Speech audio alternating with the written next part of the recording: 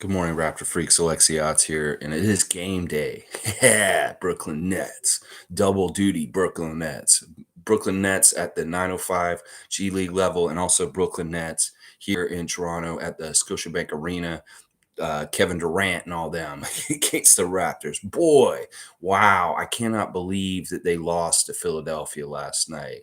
Really, really crazy. They have a back to back, and they're going into their second night of the back to back against us tonight. And they got handled by a shorthanded Philadelphia 76ers team that did not include Joel Embiid, Tyrese Maxey, or James Harden. It was Niang and Tobias Harris stepping up and beating the Nets last night at full strength, except for YUTA Watanabe. He is actually day to day, and he may not play in the game tonight. He may not get this comeback to Toronto story for tonight. Takeshi is actually saying that YUTA is day to day today. Takeshi, our old friend. But yeah, amazing. And I'm going to tell you exactly how Philadelphia did it last night. And this is really good because, in a lot of ways, Nick and the coaches have some really interesting film from last night's defeat of the Brooklyn Nets in Philadelphia. Yes, Ben Simmons came back to Philadelphia last night and he got it. He got it from the crowd. You go, random gamer in your nation, letting Ben Simmons hear it. And, I want to think that energy in the building was a factor in the outcome of why the Sixers were able to overcome the Nets without any of their main guys. It's crazy. It is absolutely crazy. The Nets may have been better without Kyrie. That maybe during the suspension, they worked better. They actually worked better as a team. They actually did stuff more efficiently. They were more effective and they won more games. Well, it's really weird to me that they lost the game last night. Having, Kevin being there, Kyrie being there, Ben Simmons being there, and they still lost. The couple of factors that won the game for Philadelphia last night, and these are things that obviously we would love to try and do ourselves tonight against them, since they had so much success beating Brooklyn, is the Brooklyn still shot really well last night. It's just that they didn't get as many shots as Philadelphia. Well, that is definitely our calling card. But specifically, they did two things really well last night, the Sixers. They offensive rebounded like crazy last night. In fact, it was Harrell and whatchamacallit off the bench, Paul Reed. Paul Reed and Montrezl Harrell absolutely got on the glass and really hurt the Nets by boarding a lot. And that's what we do so well.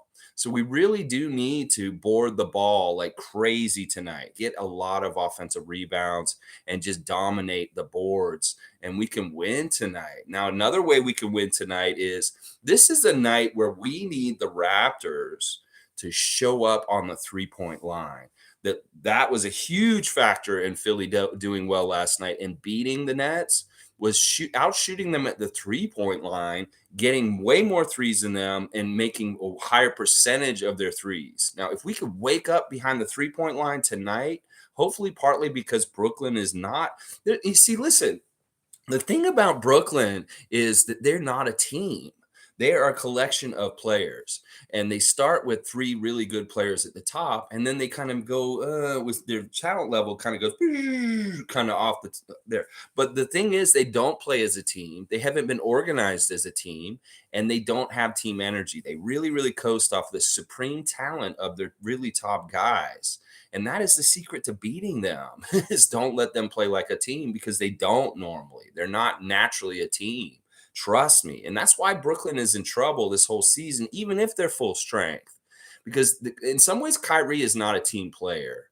And just him being on the court, it's weird to me because he should be an assist guy. He should be helping everybody on the court, but he isn't. In some ways, he takes away. And it's a weird phenomenon. So that's what I'm saying, y'all. We got to crash the boards. If we play really good defense, as we normally do, really bugging them. But if we can wake up on the 3-point line, and Gary's been called out, and Gary is coming back tonight. So maybe Gary can step up tonight and just start hitting these threes. We need to shoot really well from 3-point range tonight. We can do that. This will really help us win this game tonight. I want to try and do some of the stuff that the Sixers did to them last night. And this would really, really help us if we can wake up behind the 3-point range. We cannot have Fred and OG shoot 1 for 17 tonight. We need them to make their threes more often than not tonight.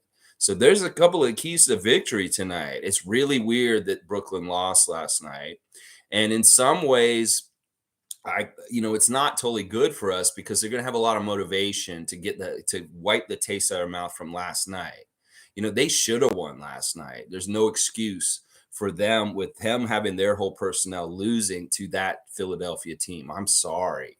Like on paper, that matchup was just too overpowering. And if it's Kevin being Kevin, he should not have let his team lose to Philadelphia last night. It's absolutely crazy. I know I keep saying this over and over again. He let them lose to Philadelphia last night. It is absolutely insane. And it was weird too, because they got away from them in the late third, fourth quarter, and then they just ran away and the margin just grew. They poured that syrup on and got a really good lead by the end of the game. So I don't know what we can. Hopefully, Nick and the coaches are taking stuff from their game last night and really seeing if we can apply it for our game against them tonight. Wow! I did not expect the Nets to lose to the Sixers last night. That's the NBA, baby. Anything can happen. It shouldn't have happened that way, trust me, but it did. It did happen that way. All right, let's go over the injuries a bit today. Injury report for the game tonight. YUTA Watanabe is day-to-day for the Brooklyn Nets. He did not play last night. Some are saying that he could maybe play tonight and that he didn't play last night to be able to play tonight against the Raptors in Toronto. TJ Warren, of course, is still out. He's been out all season. And then there's a guy named Alondas Williams who missed the game against the 905 for the Long Island Nets on Monday. He may be also not playing again tonight for Long Island Nets. So that's their injury report. Our injury report is interesting. All right. We know Pascal is out. We know Precious is out. We know Justin is out. Now, and Otto also, those are all for sure out. Now, they did add some new news about the Pascal timeline yesterday in an interview. We're not going to get him back for Dallas. It's not going to be a perfect where he got injured in the Dallas game before, and he's going to come back and return in the Dallas game. He won't be back for Saturday. They made it very clear yesterday. So we're expecting him to be back for either Cleveland or New Orleans next week. So we won't get Pascal on Saturday, guys. That's for sure. That's really is. They're going to reevaluate again on Friday. And he says it's very, very not a good chance that he will play for the Dallas game on Saturday. So just so y'all know, Precious is, he's still not like really using that foot. He's flat-footed and walking around in practice, and he's going to take longer than Pascal. And then I'm hearing weird things about Dalano today. They're saying, obviously, he's been out for his ankle. That was the original reason why he's out. But there's also a listing that he's ill right now, also, that he may have what Gary and Chris and Fred have had recently, that he may also be sick right now. So I don't think it's likely that Dalano will play tonight at all, because he is questionable on the list, and so is Scotty. Scotty's also questionable tonight, and it's his knee. They've described it as a left knee sprain. There was news that came out yesterday in the middle of the day that Scotty had a knee injury, and I wasn't sure when it happened, and they're not sure either. They're not sure if it happened in any practice. They're not sure if it happened in a game recently, but they've detected a knee injury in Scotty Barnes, and that, it's not likely he's going to play tonight, guys. He is questionable. So Otto Porter, he's still walking around with a thing on his foot, just like Precious. So him and Precious still have like walking boots on. And then Justin's still ruled out. I don't know what's going on with Justin. It seems like with Justin, it's always something like his back or something going on with him. I don't like so many injuries for us, but we do at least get Chris Boucher and Gary Trent back tonight.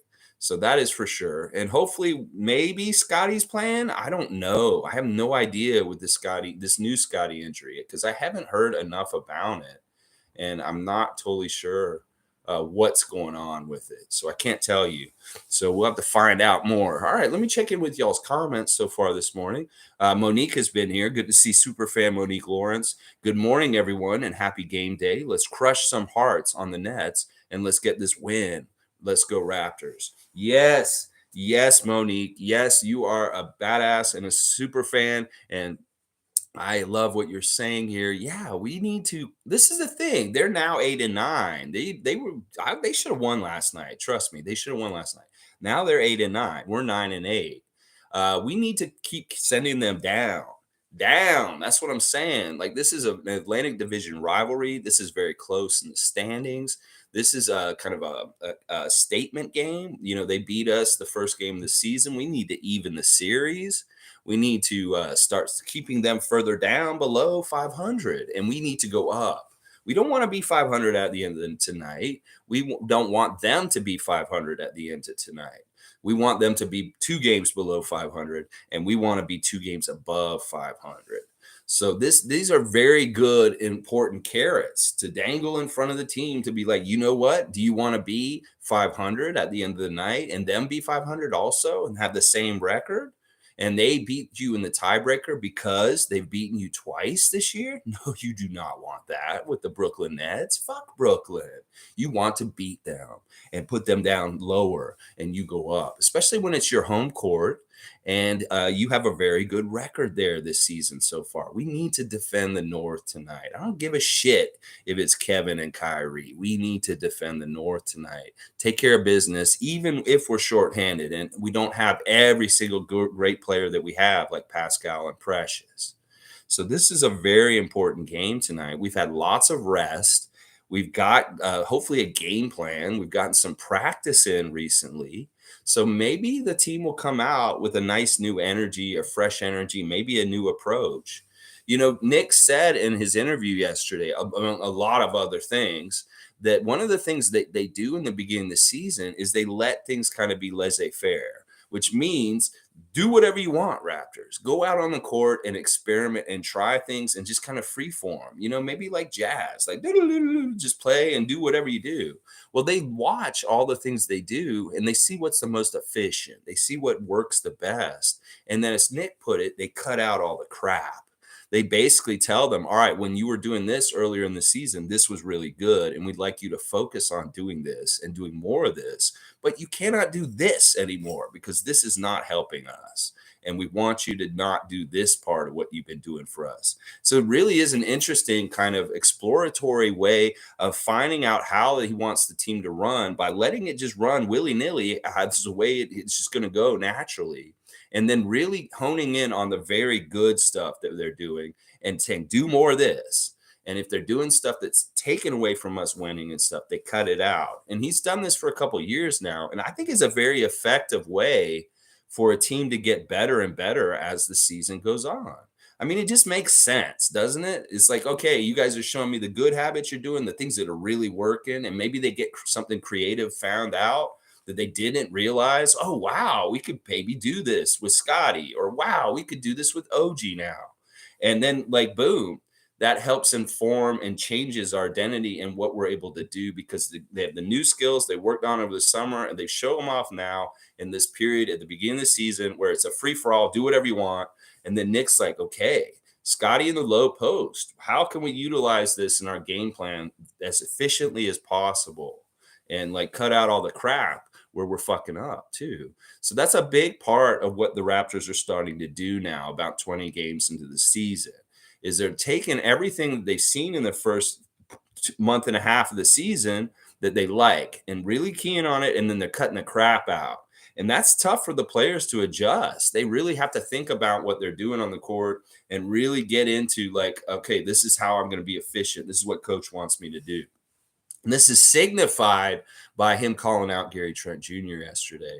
Now, let me read Monique's comment here. Thoughts on Nick Nurse's comment on Gary Trent Jr., but why are people so jumpy on it? Don't all players get called out at some point? David, and I read your message earlier, and that was a good reply to Monique. Listen, I don't like this. Nick did it again, and this is twice in a week or so, and I don't like this. Don't put Gary on blast in public. Listen, Nick, you've got to understand our fan base is fucking crazy. They don't need any little morsel of craziness like this, is what you're saying yesterday. And maybe it's very true, and you're being very transparent. And maybe this will motivate Gary, and he will start like, oh yeah, I do need to concentrate on my defense and swiping the ball and trying to get the ball. Basically, what Nick said is, and this is a very ominous warning for Gary Trent Jr.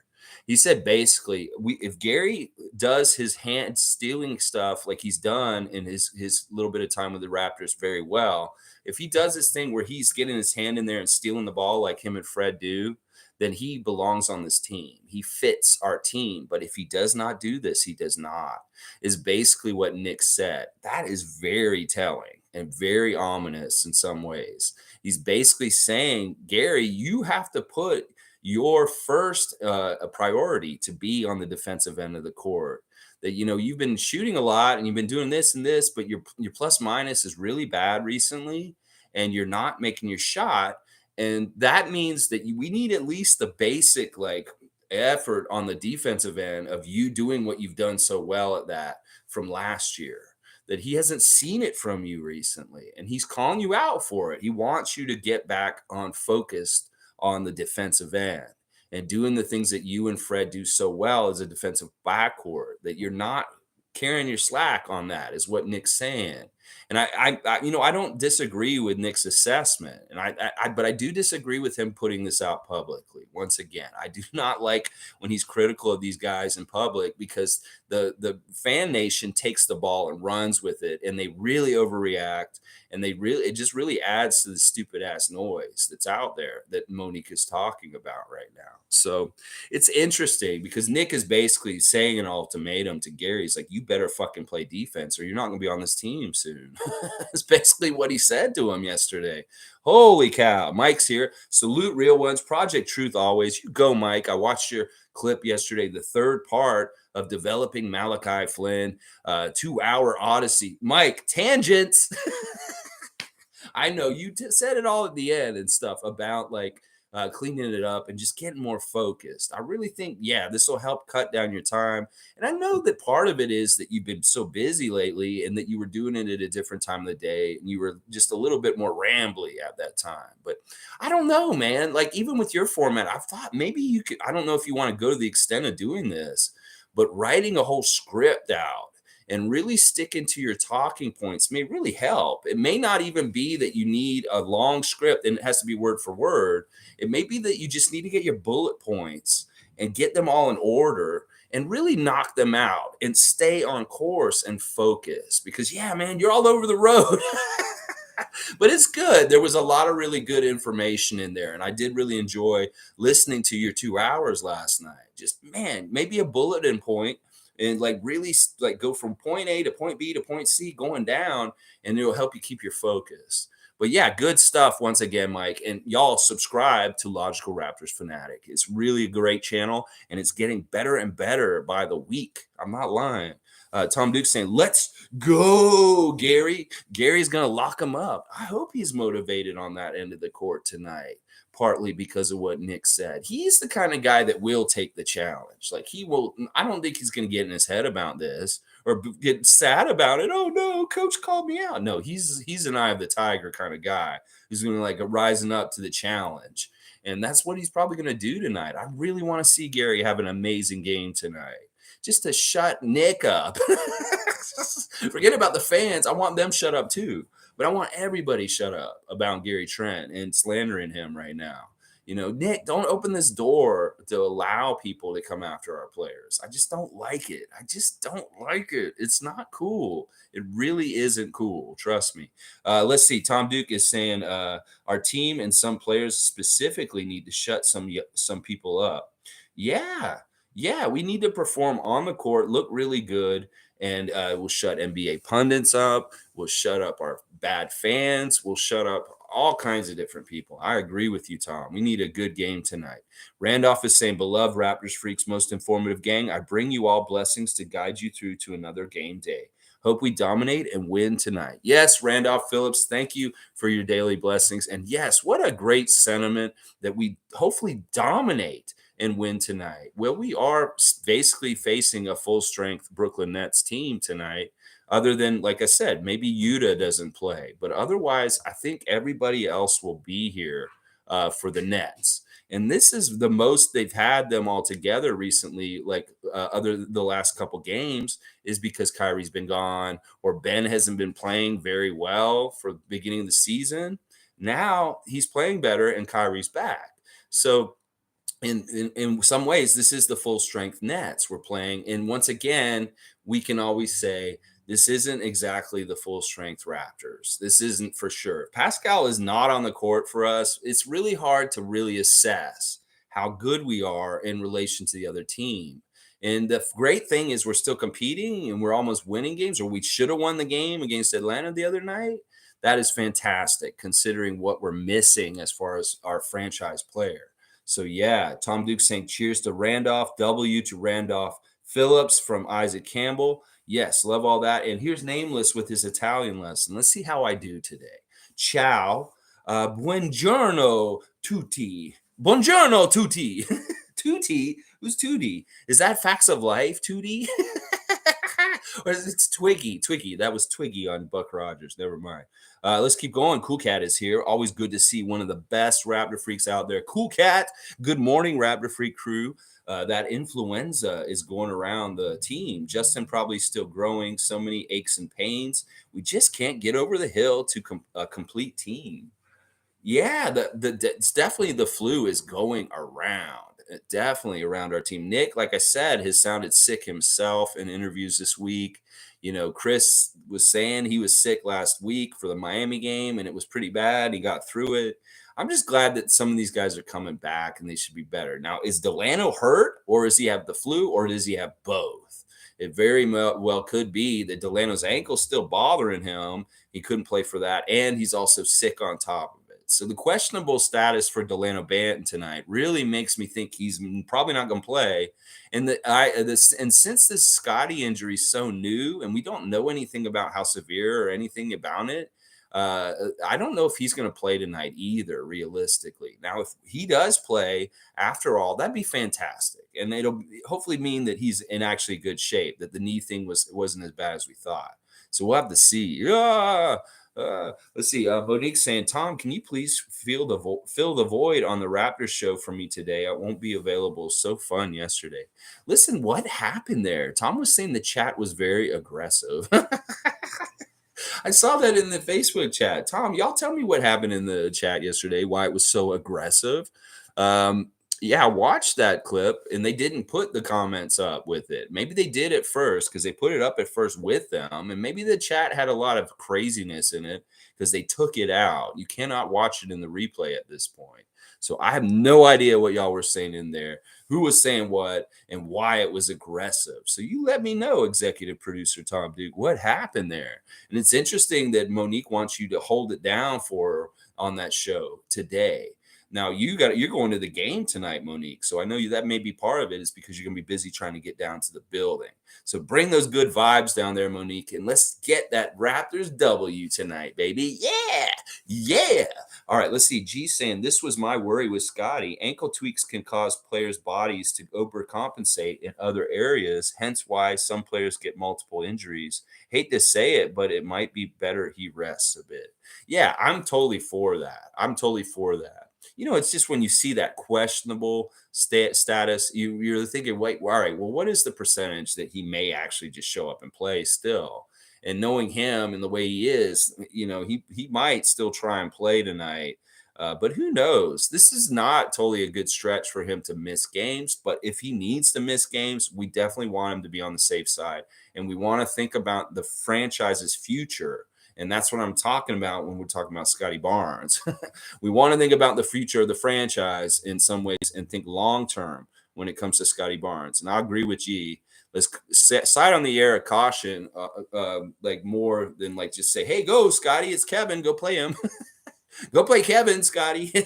Lolita's saying, good morning, Raptors freak. Let's go, Raptors. 2023 NBA champions. 2023 NBA champions, Toronto Raptors. 2023 NBA champions, Toronto Raptors. Yes, thank you, Raptor freak Lolita. Good morning, and I hope you have a blessed Wednesday. Yes, David is saying at least Gary has some market value. Not saying he doesn't fit or we don't want him, but if that's what they decide, Masai should be able to pull off a decent fleecing. Well, we've seen all these signs for a while. We see press conferences where Masai and Bobby will talk about all their players and they conveniently leave Gary out. It really does seem like in some ways he's this kind of like optional guy where it's like the other guys we may be more invested in keeping long term for sure. And that he's a guy we're still trying to figure out. That's really what I got from Nick saying that yesterday. And I really got some anger from him in the way he said it. Nick Nurse was very surly yesterday. He's not in a good mood. He may be irritable partly because he hasn't been feeling well, but also I think he's sick of losing all these players. In fact, there's a lot of kind of like uneasy energy around our team right now. I feel it and I don't like it. And I feel it from Nick that he's stressed out, that all these injuries that the Raptors have been dealing with have not made his job very easy right now. And that he just wants these dudes back and to be able to kind of get some form and reason to what our team is in the nucleus and really practice with it, because he can't do that while Pascal's out. It's just impossible. So there's a lot of stress on him right now. And you can tell he was snappy with the reporters and he wasn't in a good mood yesterday at all. He had very interesting energy in his practice interview yesterday. So I'm worried. I'm a little worried about where the team is with his vibes right now. It's hard with a lot of guys getting sick. Maybe they don't feel well already. And now you can see the coach is pissed off and kind of irritated right now. That's really what I would describe Nick Nurse. He seems irritated right now. So it probably is all the injuries. But yeah, David, I don't know what's going to happen with GTJ with us down the road. He's a Raptor for right now. I support him. I love him. And I want him on this team long term. I want him to be successful and do exactly what Nick wants him to do and do it and just check off all the boxes and keep this great backcourt intact. I think it really is that Nick wants to get across to Gary that if you're not going to be shooting well, at least do everything you can do on the defensive end to help us win with the effort over there. And that if you can do that, even if you're not making your shot through parts of the game, he'll leave you out there and give you a chance to come back around and make your shot. Now, what's happened recently is you're not putting the right effort out there and you're missing your shots. So you've been getting benched in the second half of games and not playing at the end of games. Also, Gary Trent, I don't like that because you are a clutch shooter and you're somebody we need out there. But this is really why. It's the same thing for all of the Raptors. It's like if you can't score and you're not doing things well on the offensive end, well, you better for damn sure be perfect on the defensive end. If not, really over like doing it and doing so good as far as like getting steals and just stops and defensive rebounds and just like continuing to rotate really crisp and running out and doing everything that our team demands of our players. So yeah, get that baseline of defense at least, like Scotty would do if he's struggling offensively, and then get your offense will come back, Gary, too. I think you got it. And I think you're real hungry right now to get out there, maybe after Nick's interview. And also because you've been sitting for a few games and you probably are really ready to prove some things. And I know your personality, Gary. You're going to be successful and you're going to do it. And I'm rooting for you, man. And I think you do have a place on this roster that you just need to make sure that you keep it and you hold it dear and you very much protect it. So you listen to your coach, Gary, and do what he's saying. And then boom, everything's going to work out just fine with you and the Raptors. Trust me. Monique saying, so Paul Jones loves the Elam ending. Sherman, not so much. Hustle plays officially back, guys. Get ready. Let's go, Chris. Yeah, I saw that Christian Coloco is the latest guest on Hustle Play with Chris Boucher. Mike Roach, Chris Boucher, and Christian Coloco filming an episode yesterday. So I am very excited to see this come out in the next week or so. We're going to see an interview with Christian Coloco and Chris Boucher. This is going to be fantastic. Honestly, I'm hyped about Hustle Play coming back this season and that Coloco is his first guest. This is going to be a lot of fun.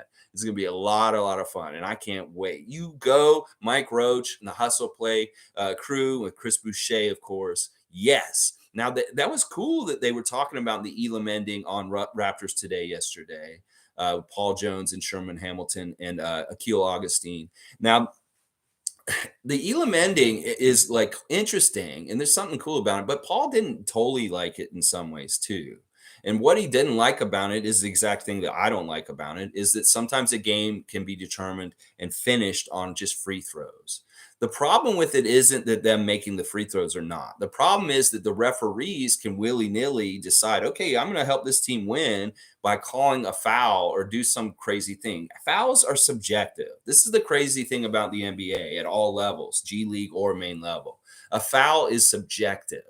They don't have to call it every single time. They miss calls all the time. And maybe they call sometimes when they shouldn't call it also. So when you think about it from that perspective, if it's at the end of the game and it's deciding the game, maybe a foul shouldn't be called.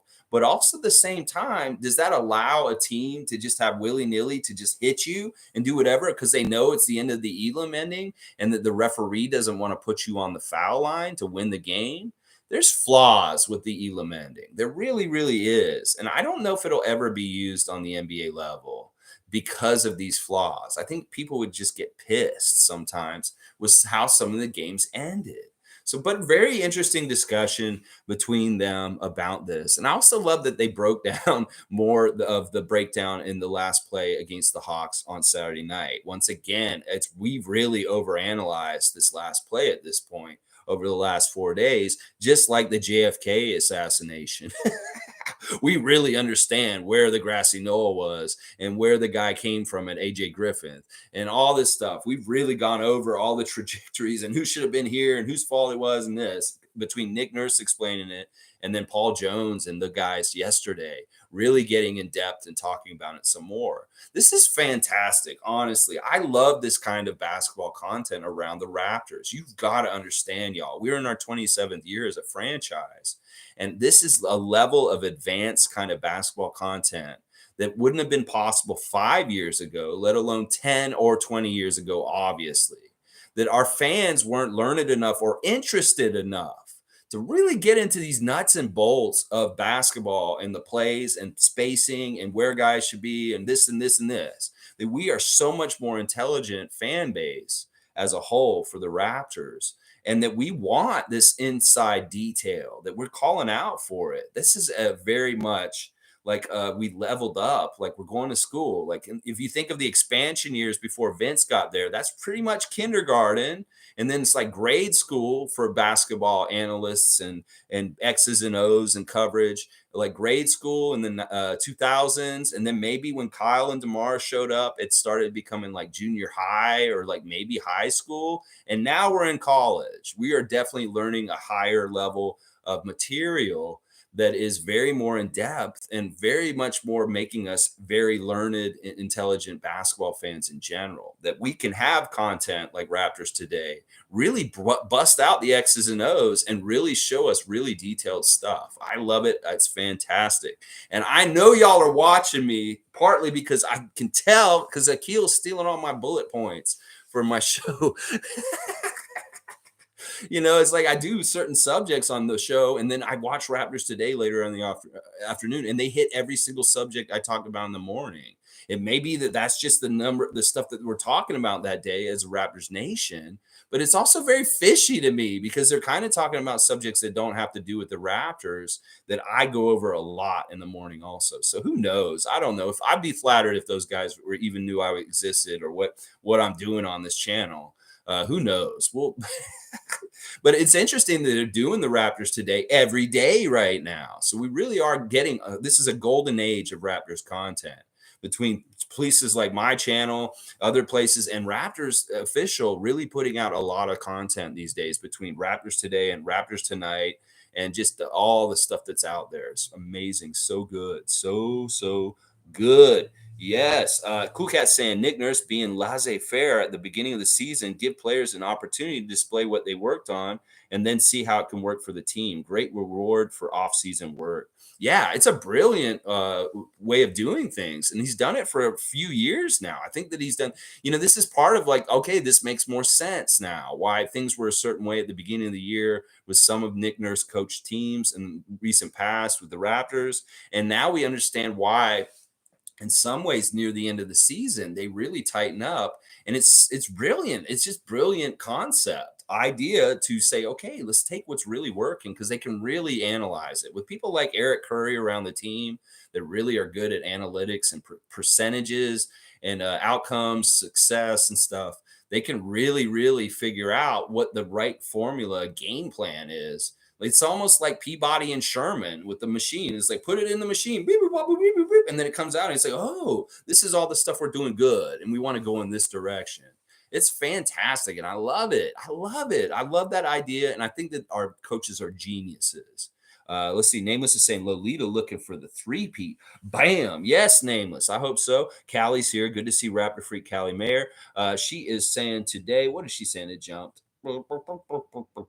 Morning, guys. Excited for the game. We'll miss Scotty. Yeah, it's too bad. There is still a chance he plays tonight, but much like G said, let's err on the side of caution, Raptors, and maybe not the Nets for him to be playing tonight. Now, who will we start if we don't have the people that are on the lineup?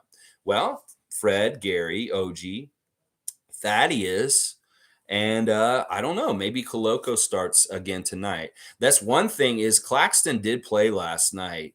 He was on the injury list a couple days ago, Nicholas Claxton, but he did play last night. Now, if they may held him out because he has been injured recently, and this is the second night of a back-to-back. Now, if Claxton's playing, maybe we do go like in another direction than Koloko, because as somebody pointed out in the last couple of days, the Claxton Koloko matchup in the first Brooklyn game did not look good. Claxton absolutely outplayed him and got off going because Koloko was guarding him. So maybe we don't start Koloko tonight, because Claxton will probably be starting for the Nets. And maybe we start, I don't know if we start Hernan Gomez again. I don't think that worked out really well against Atlanta in some ways. Maybe Cam Birch gets to start with Thad Young and those guys up front. That might be a smart starter to put into the lineup for tonight. With Thad able to kind of chase around that motherfucker, Kevin Durant. That's what he called him yesterday in the interview. Thaddeus getting interviewed yesterday talking about Kevin Durant. And he said, listen, I came into this league with him 16 years ago. We came in and we went to high school together, like not together, but we played against each other in high school. At every level of me coming into the league and where I'm at, Kevin has been there also. So Thaddeus and Kevin Durant are actually close friends, apparently. Thad said he's one of his good friends in the NBA. And it's partly just because they've been around each other for their whole careers, playing identical timelines. And that Thaddeus said, that motherfucker's still getting good.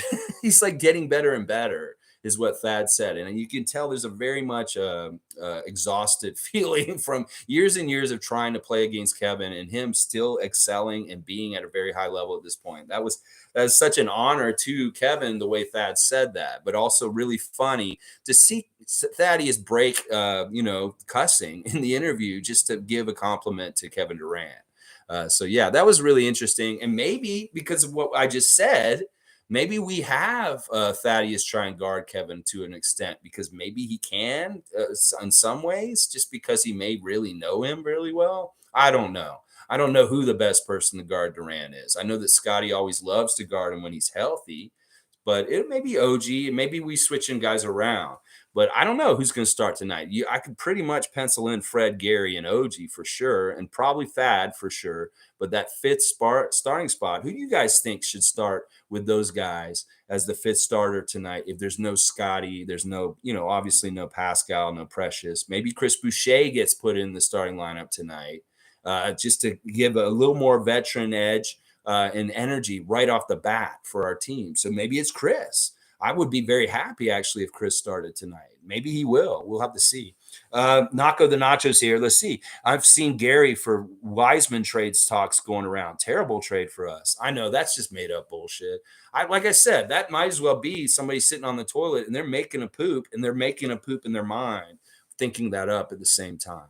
Yeah, it's poop. It's poop. And there's no, once again, we're not in trade season. It's so dumb. Like Raptors fans realize the only time to talk about trades is when we're in trade season, when it's realistic that trades could happen.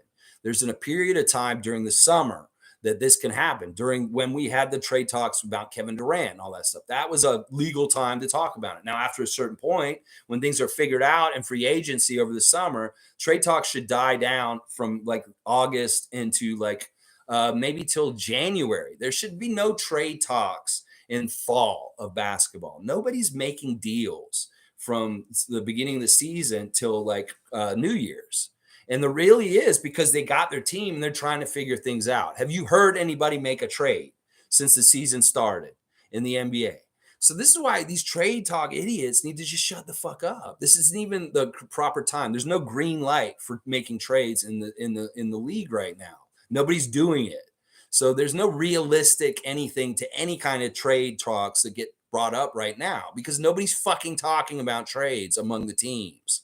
They're busy figuring out what they got right now and then maybe assessing for and possibly in like January or February. Like Kevin Durant in particular cannot be moved in any kind of way until a certain deadline in the new year. So this is the thing. Everything that's trade is stupid right now. It has nothing to do with anything. It's just people talking out of their ass. So, and that Wiseman one is very much that way for sure. And it's crazy that it's out there. I'm even hearing stupid shit like they want trade OG for Draymond straight up right now. And they're all with Golden State. You know what? That seems very fishy to me. All right, let me do this. Hang on.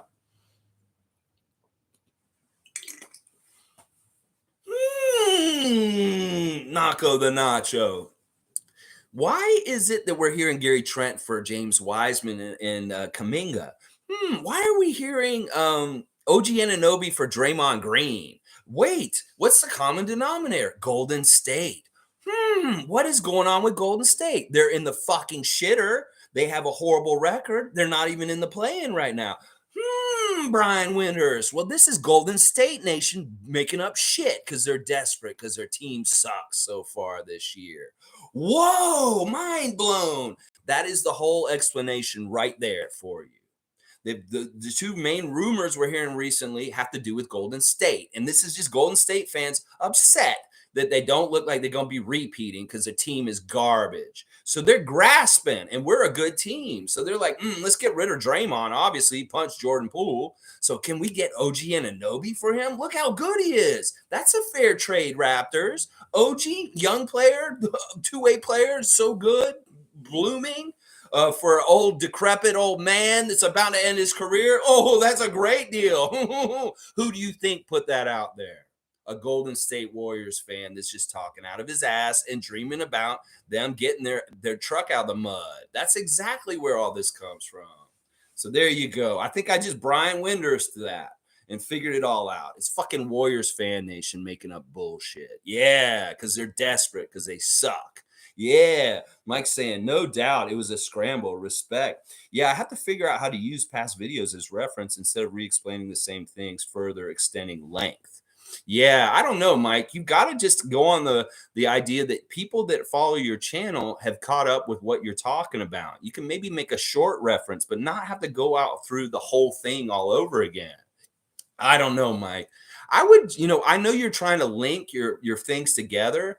I would really get more concise with your subject and really make it a very specific thing for one little short thing instead of doing these long odysseys of like really going deep diving on some things. And maybe that you find one aspect in your research that is super, super interesting and you just really hone in on that and make a nice condensed, shorter piece that's on that one specific subject. And then you can do it real easy. We'll just go and watch my 15-minute video on this specific subject about Malachi Flynn or something like that. I think that you're too general with what your subject is for your what you are trying to accomplish. That you can build this up with little blocks, and maybe it's easier for you to make these contents faster, so that maybe instead of having one a week, you come out with like 3 of these a week.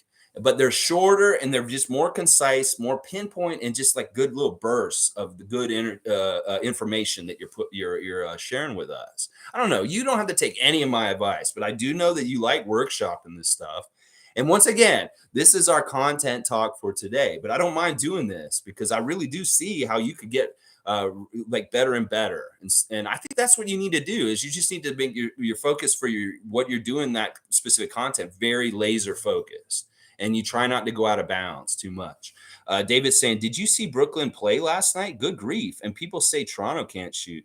Honestly, Brooklyn shot really well last night. They shot 50%. That wasn't the issue, David. The issue with them, because they shot 55%, y'all, and they lost. And it didn't even look close near the end. The issue for them is, and I'm going to tell you right now, David, this is the issue for the Brooklyn Nets. They don't play as a team, which means on defense, they don't cover each other's asses. So they're real easy to score on. And they have no rebounders. They have nobody who's trying to rebound, and they have no big guys. So it really is that like they have those main guys, Kevin and Kyrie, and then everything else is just kind of like a fucking skeleton crew. And because of that, they don't have a good defense because they don't trust each other on defense. And then they also are very, very bad rebounding team. So we need to fuck them up with our rebounding. We obviously are a good rebounding teams. We need to dominate the boards tonight. Now, once again, I'll say one of the keys to victory is the Raptors need to out-Raptor the Brooklyn Nets. Now, if they're coming at us with the energy of like irritating and they're really crashing the boards and they're really making a good effort, then they will win the game tonight. We definitely need to out-Raptor them. We have to be the team that is the Raptors on the court. And when I say this, I very much mean all over their full court pressing, not letting them do anything easy, getting all the rebounds, hustling, just all out crazy way we play. If we do that, we will beat the Nets tonight. But we really, really need to try and not let them get off going together as a whole, helping each other. And we really need to really take advantage of how bad they are on defense with just not helping each other. We can really like find their weaknesses and really execute on them. They will fall apart because in some ways they get exasperated because they're not finding success. That there's like Kevin said in his expose recently, he's like, I just want this team to play as a team and for us to have structure. And that for too long, they've just gone to practice and just done shoot arounds. And they're not actually learning X's and O's or learning to play together with each other. That was a really open window to all the dysfunction of the Nets, is what Kevin said. Is that they don't practice like a normal NBA team. They just show up and shoot around. And Steve Nash wouldn't teach them anything. They did not try to get any kind of team concept going. They were really coasting on having 3 superstars on paper. And this is a big reason why they're so shitty. Now, maybe Jacques Vaughn is trying to fix that, and maybe he is trying to install some stuff. But to me, on paper, sure, they have those big 3. They look impressive with them, but they really don't have the kind of team that can do very good on defense anyway. The personnel's just not there. And some of those guys aren't as committed to defense in some ways as they are offense. So this is the Achilles heel of the Nets. And if we can exploit it somehow, some way to get us closer to a Raptors W tonight, I'm all about it. I am all about it. Yes. G saying the Sixers B squad beat them. This is very apropos. This is not an insult. This is very true. That was Sixers B team last night that beat Nets A team. And that is fantastic. In fact, I'm really happy Philly beat them, because in some ways they give us an opportunity tonight to really hurt Nets and send them further down. Losing to them last night was humiliating, I'm sure.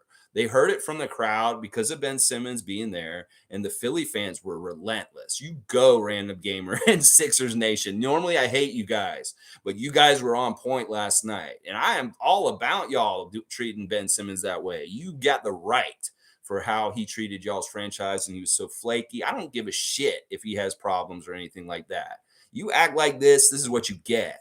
This is like, all right, you get what you get, Philadelphia. I'm saying that for y'all. You get what you get, Ben Simmons. And now we can really hurt them, send them down, like even further down by taking the opportunity tonight to beat their ass. and keep sending them below 500. Yes. Cool Cat saying, I'm going to the game tonight. Hopefully, a good luck charm. Yes, you go down there, Cool Cat, and bring that Raptor Freak energy. Please promise me when you go there, every single time the Nets have the ball, chant defense. And if the crowd around you is not doing it, be that leader and show them the way.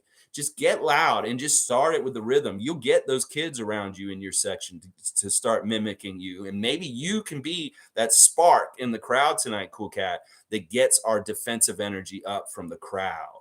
Because that's something that I always try to do when I'm in the building is I will get the crowd riled up with some defense chants. I don't care about offense. I don't cheer "Let's go Raptors." I don't do all the claps. I do, but that's not important to me. I save my voice and my loudness for when the other team has the ball and we're on defense, because that's where we can really, really help the team. You get that building rocking, Raptors fans tonight, with defense, defense. You don't think that doesn't help them? It helps them. Trust me. It gives them that extra little to get after the ball and be really tough on defense. And it's very daunting for the other team also to feel the thousands of fans around them yelling defense at them. They're like, oh, this is the popular sentiment here, but I'm going against it. Ooh, no, it's harder for me to succeed because the will of the people is in their voice. So really think about that way. And Cool Cat, you be a Raptor Freak leader tonight. I know you will, and I know you're going to help us, and you will be good luck for the team tonight. Duke's saying, strangely, the Nets didn't play YUTA last night. I guess they got some players back, might be the reason. He's hurt. He's hurt. It's weird. Like, and it's sad because all the guys from the interviews yesterday were talking about how YUTA's playing so well right now, and they're proud of him, and they just hope that he stays healthy. And then that was a big part of the difference for what he's doing for the Nets right now and what he could have done for us in the past couple of years. That because he was hurt so much with us, it really stopped and stymied him from being fully what he's doing for the Nets now for us. We'd love to have had these breakthroughs and things happen. But like we said before, part of it is the lane's wide open for him on the Nets because they need anybody just to flesh out their rotation in their bench. Meanwhile, we have way more people that are applying for that job, and it's very much hard competitive market on the Raptors roster to do. And that's part of the reason why YUTA has looked so good this year is because he's got every opportunity in the world to be out there and fail, and just he will be out there anyway because they just need him. So, but Nick said that that's really an important factor in it. The difference was his health on our team was never that good. He could never get a good stretch where he was healthy and really got in a groove for long enough. That is just some bad luck would happen and he'd be missing. So now we hear he missed the game last night against Philly and he may not play tonight. He's day to day for tonight. So there you go. Let's see. Fun Guy saying, awesome. We will take any good luck charm we can get at the game. It might be a battle. It's for sure going to be a battle tonight. It's going to be a test. And once again, we're not going in it with our best guns. We are missing some of our very important players. So the showing that we do tonight has to be kind of counterbalanced with remembering that if we do look really bad tonight, God forbid, knock on wood, it does not happen. That is something that we can talk about and say. But I hope, that we, if even we're missing Precious, Scotty, and Pascal tonight, I hope we can do something with the guys that we still have around. It really is going to be on the shoulders of Freddie, OG, and Gary tonight in some ways. Now, if Chris can show up and have a huge game too, that'd be fantastic. But it really is going to be on Freddie and OG specifically, and hopefully Gary can show up and be a big part of helping us to win tonight too. Let's keep going. Tom Duke is saying, Mo, not often available during the day. There was just a lot of negative people trading Gary and just generally saying our present roster season is over. Knuckleheads. Okay, so we had the antithesis of Raptor freaks in the Raptors Today chat yesterday with a bunch of idiots. Well, let them chicken little. Let their uneducated opinions chicken little a bit. It's obvious that there are a lot of people chicken littling just because of the injuries and stuff. But listen, once again, we are very successful right now, considering that we are been missing Pascal for almost a month now. That is fantastic how our record is right now. We're above 500. So they're idiots. They're knuckleheads, as you put, Tom. Okay, so there was just aggressive negativity on that stream yesterday. Well, fight the good fight, Raptor freaks. And some people are just a lost cause. Just let them be miserable in their own hell of their own life. on their own. Sue's here. Good to see Sue. Good morning, everyone. Go Raptors, go. Yes, always happy to see Raptor Freak Sue. Good morning to Sue from Tom. Excellent, Cool Cat. Have a great time and cheer for us all. You will definitely bring them luck. I really think you will, Cool Cat. I think your record's pretty good so far this year for games you've been going to. I know you've been to a lot of games this year also. I really admire your dedication to going to games, and I appreciate that. G's saying, where did all of these negative fans come from? Good grief. Imagine they were around pre-Masai. We've always had negative fans, G. It's just that there's more avenues for them to express themselves openly so we can all hear them. There's always been pessimistic, cynical Raptor fans that never actually really believed that we could win a championship ever in our history. These people thought this very early on. Like, you know what? There wasn't any kind of real path to it. I mean, sure, Vince was around. If we'd beaten the Sixers, he'd made that shot and we got to play the Lakers in 2001. Who knows? Maybe we would have won a championship around then. But there always has been this sentiment, and I really blame the Leafs. The Leafs have such a horrible, like, rooting culture for their team. They've let people down so much that it really is a Leaf fan mindset being utilized in Raptors fan nation that is spawning a lot of this bullshit. It's just that these people are so sick. They're so sick of being disappointed by the Leafs, and they expect that behavior. They're trained to be let down by sports because of the fucking dumbass Leafs. So it's like, this is what's happening here. And this is what I tell a Toronto sports fan. If you're a fan of both teams, can you separate them? How you treat the Leafs, it has to be completely different than how you treat the Raptors, because the franchises are totally different places in their history, and they have totally different kind of vibes and energy going on around them. Sure, maybe some of this stuff that's happened with the Raptors with injuries recently, if it happened on the Leafs, you would be cynical and be like, oh, our season's awful. We're going to be horrible. You may be applying hockey logic to basketball. And that's flawed in all kinds of different ways, trust me. And especially right now with what we're doing. So I think I blame that. I blame Leaf Nation for a lot of the negative cynics that are in Raptors Nation. They're Leaf fans also, and they're applying Leaf knowledge and how they feel about the Leafs to the Raptors. And that is really a lot of where that comes from. Amit Gaming saying, yo-yo to the yo-yo, Duncan yo-yos. I have a friend who used to be a professional yo-yoer. He threw it all around. He traveled with Lollapalooza as a professional yo-yoer. Yo-yo. Sue saying, hi, Tom. And Monique saying, let's hope for the best for Scotty. Savage was trolling the whole stream, just like yours. We're on him in the chat. Well, at least he's our troll. He's like our pet troll. At least we know who he is. Get over here, Savage. Yeah, shut up. Yeah, that's funny. Well, let Savage be Savage. Savage is going to Savage. That's fine. And yeah, at least we know him and we can kind of talk shit to him in a familiar way. Mike's saying, Tom Duke, I love debating them and usually Project Truth them. I was busy yesterday. Yeah, Mike's been busy because he's been moving, but he would be in there fighting the good fight against Savage and people like him for sure. And it is what it is. Plus, these battles are not totally necessary, honestly. Like, what is it anyway? Like, what are we trying to sway these miserable fucks out of their misery? They'll be miserable whether we help them or not. So it's not. It's like, let them just have their misery. We know. We've seen the light. We understand what's really going on. And yeah, people are optimistic, and we should be in good shape. We just got to get healthy.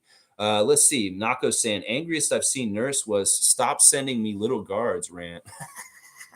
Was that a while ago or something like that? I don't know. Yeah, he's just in a bad mood this week. You can tell. It's really annoying. I think that when he heard Scotty's knee was messed up, that's when he got really pissed. He's like, I can't fucking catch a break with health right now with my team.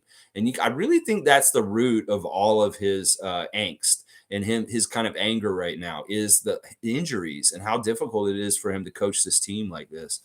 Tom Duke saying Nurse is the boss and he's calling out a top performer. That's all. He needs to be better. Yeah, I don't mind that, but he can do that behind closed doors. He doesn't have to tell the reporters that he did this. This is really not good because, first of all, Michael Grange will write a stupid ass piece about Gary Trent now, and people will read it. And then people like Savage and other people that we've just been talking about will take that ball and run with it and spiral it out worse and worse and worse than it is. It could have been as easy as Nick brings Gary into his office yesterday, sits him down, and says, listen, you haven't been playing the same kind of defense that you played last year, this year. And the fact that you're not shooting well right now is really making me hard to play you. Now, do you want to play on this team? And he could be really cutthroat and tell him the straight up facts about the situation. And he doesn't need to involve us. We don't need to hear this. He doesn't need to tell them. They can ask these questions, and he needs to be like Belichick and say, no. Belichick or Popovich, they don't want to talk about an injury. They don't want to talk about a private matter on the team. They shut the fuck up and they tell the reporters it's none of their business. Now, I love that Nick's an open book and they'll tell our media anything, but in some ways I don't. In this way, I don't. And I think that this is where he should be more like Belichick and those kind of coaches that are just like not helping with the reporters. They just shut up and it's like, listen, that's an inside issue. We do not talk about this right here. I just wish he would do that more because some of these players do not react well to the public calling out. I didn't think that Precious did last week when he got hurt. And, I don't know. Gary might react to this very well himself just because he's that type of guy and he's being called out. He's like, oh, coach, you calling me out for smoke? All right, well, I'm going to give you smoke just to prove you wrong. Now, I could see that with him, but with some guys, this may not work very well, and it could very much backfire and be a huge fail because he did this. It's a gamble in a way. So yeah, I don't like it. I don't like him calling him out publicly. I don't mind him doing it in private. He should. He needs to hold them accountable, but he really shouldn't involve the reporters or the fan base because that turns into a dumpster fire. That's what I'm saying, y'all. And as other teams may have dumpster fire rankings too, like Celtics fans looking at dumpster fire rankings. And this morning he sees that Nick Nurse called out Gary Trent, and he's feeling real good because he feels like there's a little thread that can be pulled, and the Raptors are in disarray partly because of that. That's another reason why I don't like Nick Nurse doing this. If we're going to have a fort and we're going to be strong and fortified, you're giving them a weakness of ours. And I don't fucking like that, Nick. They should know that. They should know that you're having issues with Gary like this. G saying, go Team Canada soccer. Yes, go Team Canada football. Yes, let's go and do real well in World Cup. Let's go. I'm not watching it. I've heard a couple little stories about people making political statements, and I am with them. And I've heard all kinds of crazy shit going on over there, too. Kareem saying, my cousin is Kamal Miller. He plays defense. Let's hope Canada can shock the world. Kareem Thomas has a cousin that is playing for Canada in the World Cup today. You go, Kareem Thomas's cousin. Represent. Yes, go Canada today. Let's make some noise. I love that y'all are in the field this year, and I want to see success from the Canadians in World Cup action. Yes, go Kareem Thomas. Proud of your cousin representing us. Yes, awesome. I love it, Tom. Yes. Shane saying, I was going at Fred haters for over 2 hours last night. Gary Trent gets called out and people go after Fred. Stay on topic, people. I know. Listen, some people are just dumb. Some people you just got to let them be stupid and just walk away. It's not even worth talking to them. Seriously, it really isn't worth the breath or even the time. So let's pick our battles. Sometimes people are just lost causes. Just lost causes sometimes. All right, let me see. Tom's saying haters are like junkies, kind of. No, seriously, there is a real phenomena of people that get online just to look for conflict because they get a high from interacting with people in an argumentative way. That I had some friends on Facebook in the past that I had to defriend because they were looking for political arguments with me and trying to like entice them because they got like a euphoric high. Like if you smoke weed, it's a similar kind of thing. They get high off of the controversy. This is part of what drives trolls. This is part of what feeds Savage. So I know you're here. I've seen your comments. So we'll see what you're saying today. But that's what I'm saying is the controversy and that kind of energy it makes them thrive or they love it, even though it's so negative and kind of like decaying. It's like really weird. All right, let's see. Monique saying, all right, Tom, I hear you. All good. Let's go Raptors. Yeah, haters are haters hate. G saying the Fred hate is completely irrational. They moved on from Pascal. What a ridiculous mentality to target a player to hate on. Criticism is one thing, but what they do is beyond that. It's not, like I said, I don't even know if half these people are really our fans. They could be people that live in Toronto, but they're actually really kind of like the Cleveland Cavaliers more or something. There's really weird fan allegiances in our city. Some people are not Raptors first, even though they live in Toronto. and they act like they're Raptors fans and they belong in our nation, but they really have a other favorite team, and they're kind of like they're Benedict Arnolds as far as like how they treat the Raptors sometimes. And they have that safety net of saying, well, I'm actually a LeBron and Lakers fan, and I'm not really a Raptors fan. So they can suck all they want. But I'm from Toronto and I love the Raptors. I want them to win. This is the same. That's the kind of shit they will say. It's like, you fuck. You just know that the LeBron and the Lakers suck. So you hedge your bets and like, oh, the Raptors are good. I'll be a Raptors fan this year because the Lakers are still a dumpster fire.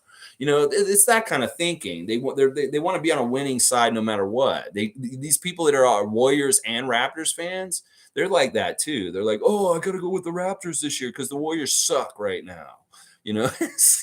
All right, let's see. Logical saying, gee, it's a lack of basketball knowledge and not understanding how to get better. They only think tanking for the first pick and trade are the only way to get better, which isn't what the Raps are. Yeah, and I love how you described this in the content yesterday, Mike. You really, really put it in words in a good way. That like you teach your team how to lose. That's what they teach. That's part of your culture. You can ask Philadelphia how hard it is to shake a tanking kind of losing culture on your team. They're really still trying to shake it off in Philly right now. So it's not totally off of them yet. And sure, better things are happening for them, but that is so hard. And you don't want to have bad habits. It's like you're practicing bad habits. And these are idiots that want to take the easy way in life. They don't want the hard work. They don't want to take the hard path, the hard way. And this is what the Raptors have to do no matter what. Just because of our position in the NBA as the only Canadian team. We have to take the hard way. We can't take the easy way, you lazy ass tank motherfuckers, you dumbass motherfuckers that you want the Raptors to tank. You think we're going to get Victor? Motherfucker, you would make us so shaky. It'd be like trying to get on the bus at Young Station. He's like, oh, I need to get on the subway. Oh, no, wait, I don't need to get on the subway. You're like, and then you get caught in the door. Because you're in between. You either get all the way the fuck on that train and go for Victor, or you get the fuck away from there or don't even go near it. Because if you're a little bit good, like Utah is, they're not going to get Victor. Utah, you ain't going to get Victor. You're playing too well. Indiana, it's the same thing. You're not going to get Victor. So you went halfway and you're stuck in the door. You're not going to be either one. You're not going to get Victor, or you're not going to be a top team in the league. So it's like, you idiots. You do not get better by tanking and getting lottery picks. Look at Oklahoma City. How many fucking lottery picks have they had in the last couple of years? And they're not magically better all of a sudden. This is not how you do it. The Raptors are doing it the right way. And thank God none of y'all work for them, because y'all are fucking stupid. Tank talk people. Yeah, there you go. G's saying logical, very true. No understanding of growth, internal problem solving with players, development, and building chemistry. Yeah, it's a long term. It's having a collective together for a long time. They know each other. This is the way the NBA was in the 80s and the 90s. It's only recently that the free agency, big names moving around thing has become more a big thing. In the past, franchise players stuck with their team for most of their career, and it was very static and stagnant. There wasn't any of this talk about trading Larry Bird all the time, or this Reggie Miller or John Stockton. They stayed with their teams, and the fan bases very much celebrated them as being people for their franchise. Now it's like these fucking dumbass fans want to change the players on their team like they change their underwear. It's so stupid. Don't you understand that the reason why the Lakers were so good in the 80s is because they kept a core together and they didn't move a whole bunch of guys around that were important? This is the same thing that is proven to win. You have to build a nucleus and invest time with a core of group of guys. And you don't switch them out or toss them out just because some flaky fans are like, oh, Fred sucks, we got to get rid of him. Fuck you, you fucking idiots. You Fred haters need to go fuck off and shut the fuck up. Yeah, because you're not helping us. You're just a part of the noise, and you're stupid. You are very stupid. And I think this is exactly right what y'all are saying. They just don't have, they have a lack of basketball knowledge or perspective or long-term understanding of how basketball works. Let's see. Fun Guy saying, that was me. I was saying Claxton smoked Coloco last matchup. Yeah, I remember you said that, Fun Guy. I have impeccable memory and attention to detail. So do I. That's how I'm able to do this channel. But yeah, Fun Guy. Yeah, I remember, and I'll give you that credit. This is true that Claxton was not a good matchup for Coloco. Claxton's at a point in his career where he can really outvet a young player like Coloco, and he made him look bad. So yeah, I'm not about Koloko starting tonight. I think that he's a good look off the bench, and I'm realizing I don't think Koloko's going to 905, guys. If he was going to go to 905, he probably should have played on Monday, but he did not. And I don't look it doesn't look like it is. All right, Savage, I don't know what you're saying, not a chance to, but all right, Savage is here. David's got a emoticon thing. He's like, stop, thumbs up, give me a like, y'all. On YouTube is what he's saying. Raptor Shriek for the box championship basketball people, the world king. Hey, Savage, here's your hat, mofo. Thank you, David S. This is the thing. David's really good at the trivia, but there's other things that David's so good at. He is a great person to tell some people to fuck off. And he's so good at this. And sometimes he's just like, to me, in some ways, David Saborin is like a pit bull on a chain that I'm like, I'm going to let this dog off on you. And he's just going to sink his teeth into you, you Raptor haters, because this man is like this. He is fierce about fighting for the honor of the Raptors. And you guys coming at the Raptors, don't come near David, because he will tell you like it is and set you straight real quick. I know. Tom Duke saying OG's Plumbing Company is going to be on the clock. Nice one, David. Respect your rebusability.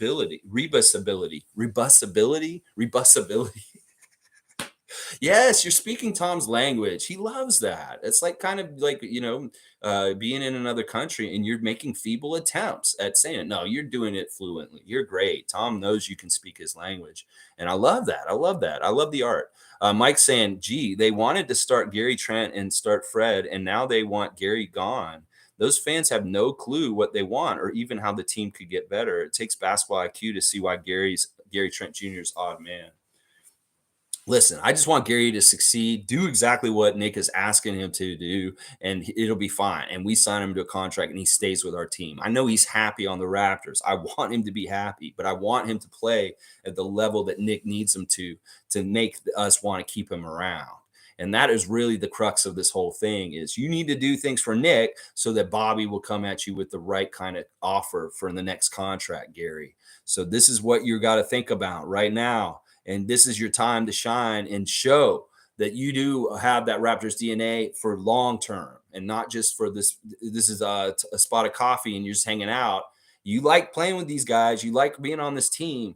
You can solidify by listening to Nick and doing what he's saying and kick some ass tonight against the Nets. Cool Cat saying, Masai don't talk about Gary Trent either. The negative talk on the team is due to popularity and global teams, so that invites a lot of chatter for lots of different reasons. Scotty Rook of the Year angered other fans too. Yeah, there's a lot of different factors. Listen, it is true. Like I was saying the other day, Scotty getting hate from fans is very much like LeBron or Michael Jordan getting hate. Kobe. They all got hate. The greatest get hate. And in some ways, the Raptors as a franchise, you can apply this to it also, that our team just gets hate because they see the good things that we're doing and there's envy. There's a lot of like, oh man, I wish the Raptors didn't have Masai. I wish our team had Masai. Oh man, I wish we had Nick Nurse. There's a lot of that kind of stuff that fuels the hate towards the Raptors because we are great also. Just like Kobe, just like LeBron has hate because he is great, just like Scotty has hate because he is great. Our franchise has hate because it is great also. Monique is saying, Lex, where are you around when Raptors today discuss Koloko's minutes and much time with the big club and not 905? Can't remember. Listen, I don't know what's going to happen with this. It's just that they would have sent him there at some point already, I think. I think what will happen is Koloko will go there at some point, but it may be only because like they want him to have one tune-up down there, and that's it. Like, how they sent Svi down there for one game last year, or YUTA was on the team for very briefly last year. That's what I think will happen is that he's never, ever going to be regularly down on 905 for like a bunch of games. He won't be like Dalano. I think he's only going to go down there and he may play 2 or 3 905 games this whole season. And that is it, if that at all. In fact, it may be that the coaches have already decided he's just main roster. We're not even going to mess with him on the G League level, that he's getting enough time and rotation on the main roster. And we don't want to overwork him or have him jerked around, moving around too much. Maybe that's the way they're thinking. And that the idea of having him on the 905 team is off the table at this point. Partly because he's shown that he's very capable and we are using him every game. So I don't know what's going to happen with Coloco with 905. I don't, if he goes down there, it may be he only plays like 1 or 2 games in that season. I thought he would play there on Monday. Really seriously, because he's in town and there was a couple of days off between like Monday and today. There's a day off. He could have played in the Monday game against Long Island Nets easily, but they didn't send him there. And that really told me a lot that he was not in on the Raptors 905 on Monday. Let's see. Fun guy saying, I would never in my life give OG for bum Draymond, but getting Kaminga in a trade for Gary is absolutely interesting and intriguing. Yeah. I don't know. I still, once again, I really do think this is Warriors Nation just really in a bad place, and they're just grasping, is what this shit is. Shane Waters is saying, Tom and I decided yesterday a new name is needed for some trolls. Most trolls are grumping, others shit in non-sequential waste out of their mouths. These people should be called turds. Savage is a turd. Y'all need to be careful though. Like, we don't need to like make slurs up and stuff. And you don't really want to call people turds. I mean, troll is a good word. Maybe we could get more creative with that. Like, I don't know. We're gonna figure this out. I'm not a big fan of calling people pieces of shit for the most part. And like, honestly, I don't think Savage is a turd. He is a troll, but I don't know if calling him a turd may not be the right word. Let's just put it that way. Maybe we can figure something out. We could get a special word like what y'all are grasping for, but I don't think that's the right one. I don't think that's the right one. In some ways, it's childish. And we could think of a more intelligent, like mature one. That would be better, I think. David's saying, wasn't the issue I didn't see Kevin or Kyrie hit a bucket all night? Damn, eye test always crushes that stat line in analytics. Okay, yeah, I don't know. I didn't watch the game at all. That is very true. I am very much a box score forensics artist. This has always been the case, guys. But yeah, the numbers don't lie to a degree. They shot really well. They did get outshot at the 3-point line by the Sixers. The free throws were pretty even, but the Nets did not make as many free throws. They were missing free throws. They shot 70% of their line. The rebounds were huge. 20 offensive rebounds to 4 for the Nets, and they out rebounded them 49-35. I mean, that's a big part of it right there. And David, a lot of this is actually just effort. It really is effort with the Nets. The Nets don't put out a good effort consistently. They are lazy at times, and they're not connected together. So they don't play a team concept totally. They're very much just out there winging it to a degree. And that is a big part of what the problem is, is they're winging it. They don't actually have a lot of the right things figured out for them to be good. So it's really just coasting on their huge talent. But yeah, I don't know. Let me see. What did they shoot, those two guys in particular? I mean, they had okay games. Kevin was 9 for 14. He shot well. He was 9 for 14, 20 points.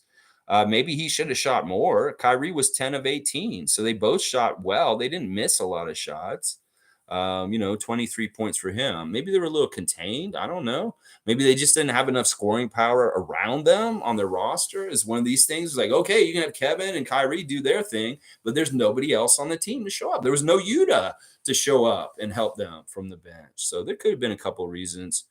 Savage is saying Kuminga and Wiseman are unplayable. Raps already have both those versions in Precious and Coloco. We don't need any more. They wouldn't last 4 minutes on the court. All right, here we go. See, listen, he's not completely a troll. This is a very wise man talking here to me as far as things. This Savage is not being a troll in this comment. I agree with him completely on this. We have Precious and Coloco, and I'd much rather have those two guys. First of all, Coloco's way taller than Wiseman. Precious is further along than Kuminga, and I think in some ways he's way more of a sure bet than Kuminga is. That Kuminga's had different stumbling blocks already in his early career that Precious has not had. And I love what Savage just said here. And for this reason right here, we should never call him a turd. Sure, we'll call him a troll, but he's a troll within good standing. And this is a very rational point that is very much from a Raptor freak perspective. So, it's not all black and white. There is gray in this world. And Savage is proving it to us right now. Raymond Jacobs saying, Mike, ADHD, I feel you, man. That's what I'm saying. Like just a little plan, write out each bullet point, how you want to go through, and boom, you'll be done.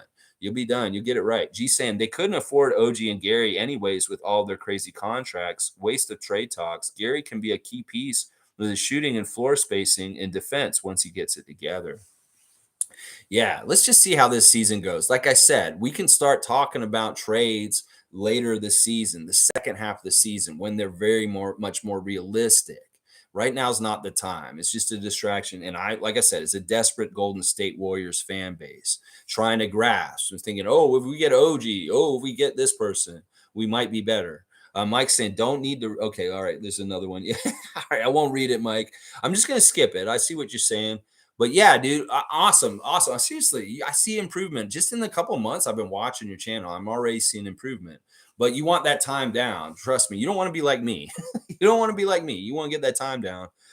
Yeah, and Raymond is your type. You guys are both ADHD to a degree. Forgetfuls here. Let's see. One quibble, Lexi. Nets had 3, 6, 10 plus guys on the court at times and still no rebounds, no effort. Yeah, yeah. Forgetful saying, seeing what I'm saying. You got Claxton out there. You got Durant. It's just gumption. How bad do you want it? I don't know how bad the Nets want it to a degree. Kyrie's just been through all kinds of crazy shit. He's probably not like totally, completely focused and totally not a distraction on the team. He probably is still very much a huge distraction on the team for different reasons, whether it's because fans come to the game and they're talking shit because of what just happened with them, whether it's just like, whatever the circus that's around Kyrie and his life in general. So this is Forgetful's right. They have so many tall. They have a couple of tall players. Like who did they start last night? They got Claxton. One of the big people that hurt them last night was Royce O'Neal. Guys, he had 5 turnovers last night. So maybe the Raptors can really capitalize on him. Come after O'Neal and help. And maybe he'll turn the ball over some for us because that was very helpful in them losing. Now another person that really hurt them, the Nets, and why they lost last night was Joe Harris. He didn't start, but he was 1 for 8 for 3 last night. And that was huge. If we can absolutely stop Joe Harris and not allow him to get any of the threes that they're missing with YUTA out of the lineup, that will really help us win tonight. So, really key on Joe Harris. We may not be able to stop Kyrie and Kevin completely, but if we can turn the water off on Joe Harris, at least, this is a key to success that can help us win tonight. The Sixers did very well last night. So yeah, I like that. Fun guy saying I fuck with Ben Simmons. He wanted out and Philly held him hostage, fucking with his mental state. Yeah, listen, I know both sides, but I still don't. I don't know, man. I know I should be more sensitive to Ben Simmons and the things that he's gone through, but it's hard for me to a degree. Like he's ridiculous to me in some ways. But listen, if he can go in there, he played pretty well last night, considering the fans hated him so much. He got a double double, like 11 rebounds and 11 points, but that's good. He did that. He overcame part of it last night. I'm proud of him for that. That he faced his fears and he went out there and he played pretty well. But his team still lost. And I don't know. I want to be sensitive and compassionate towards Ben and what he's going through. But also, this is the NBA. And I'm sorry, there's no mercy to a degree, especially with a Philadelphia fan base and the way they're going to act. Now, when he comes to Toronto tonight, how are you going to treat Ben Simmons? I don't know. I think that the fans here probably won't treat him in any kind of different way right now because we don't really have this animosity towards him like the Sixers fans do. Maybe some people may out of pocket just say one comment, like an individual near the court or something like that. But for the most part, I'll bet you he doesn't get much attention from us as a fan nation in the stands tonight. So there you go. David's saying, are you trying to say that Ben Simmons is more of an asshole than Joel and Bitch or Dork Rotters? After all, pretty sure Joel turned the ball over 8 times in that second half when Ben didn't dunk it. Listen, I don't even want to go into the history of the Sixers and who was wrong and who was right, pointing fingers. There was a lot of dysfunction, and I think everybody had a little bit of the blame. Let's just put it that way. G saying, I actually agree with Savage on this one. Like Kaminga's potential is a ton, but he is also very similar to whom we have, and we need players whom we can space the floor with their shooting. Yeah, see, G and I are agreeing with Savage, and that's because it is a good point, and he's exactly right. We don't need those 2 guys from Golden State. We have Koloko. These are the eggs in the basket we want to have. Koloko, Precious, OG, Scotty, bam. We got a lot of the dudes we want for our future already. And I don't know why people are so striving to find something else. Like be content with who you are and just be like developing within yourself to get better and better. And like stop trying to go the fast, easy route. Raptors fans. Realize we're on the right path, and y'all just need to be fucking patient. Jeez. All right, let's see. Top saying, I was at the last Raptors 905 game, and I couldn't understand why they had Perry handling the ball on the perimeter instead of feeding him in the post, and why he was guarding their small point guard in the overtime. Yeah, that was mystifying to me also, that he was kind of outside. And I agree. I think that they should be feeding him down low. And maybe he would get more free throw attempts if we tried to post him up down low. We did that a lot last year. But he's an interesting player. He's very good at shooting threes. So I don't fully get mad when he's kind of hanging around the perimeter, because he is one of their better three-point shooters in a weird way also. But yeah, I didn't understand that defensive assignment in the Elam ending either. Like, that did not make a sense. I really was like, the 905 was in disarray once they started the overtime, and they did not play well as a team or together in weird ways. And they really need to go and look at that tape of the Elam ending on Monday night with Eric Curry and really figure this out, Eric, because I know you're developing as a coach also, but you had a complete breakdown in that overtime, and that is really why y'all lost. You were not on the same page, and I don't think guys were doing what they should have been doing to be the most effective to win. Nameless is saying, I'm a Leafs fan too, and I treat them entirely different, apples and oranges. Thank you. See, you're intelligent enough to do this. Some people can't understand this. It is apples to oranges. I love the Leafs. I want them to win a Stanley Cup. Don't get me wrong. I hate y'all's fan nation. I hate how cynical you guys are. You guys are, you think you believe in these first round problems, that C word, I won't even say. No, y'all can have that whole stigma and worry about getting past the first round with y'all's team in the playoffs. We don't have that issue here. In fact, when y'all were talking, chirping that up when we were playing Philadelphia last season in the first round, it didn't apply. Even though we were out in the first round, that had nothing to do with anything that happens like with the Leafs. Trust me, there was no choke. There was no like just crumble at the end and then fucking y'all lose. Or like maybe you have a lead in the series and then you fall apart by the end of it and lose in 7 games. You know, there's none of that shit happening with the Raptors. We fought and almost came back, in fact, against the odds with an injured group. And that, yeah, it's apples to oranges. And I appreciate that. And I don't want y'all to think that I'm just a straight up Leaf hater. I really do want them to succeed. And I want them to get the Stanley Cup. It's just, I hate all the stuff that happens to Raptors Nation because of Leaf Nation. That is what I hate. It's not that I necessarily hate the Maple Leafs or Leaf people. It's just that I hate that byproduct of how it interacts with our nation. All right, let's keep going. Mike's saying it was the 80s and Ballard as an owner. It's Dolan-esque. I'm not even sure what that's a reference to, but it's all good. I like that you said Dolan-esque. Dolan-esque. I want more teams to be Dolan-esque, just not the Raptors. All these other teams can be Dolan-esque. It'd be awesome. All right, let's keep going. All right, whoa, I went too far. All right, Mike is there. Where's Mike? There he is. Okay. Raps VE's here. Hey, dude. Hope you're having a blessed day. Thanks, Raps VE. All the best to you. A real Raptors freak. We appreciate you, bro. Savage is saying Nurse was annoyed when asked why the 3-point shooting is bad. And as a shooting coach, he got offended.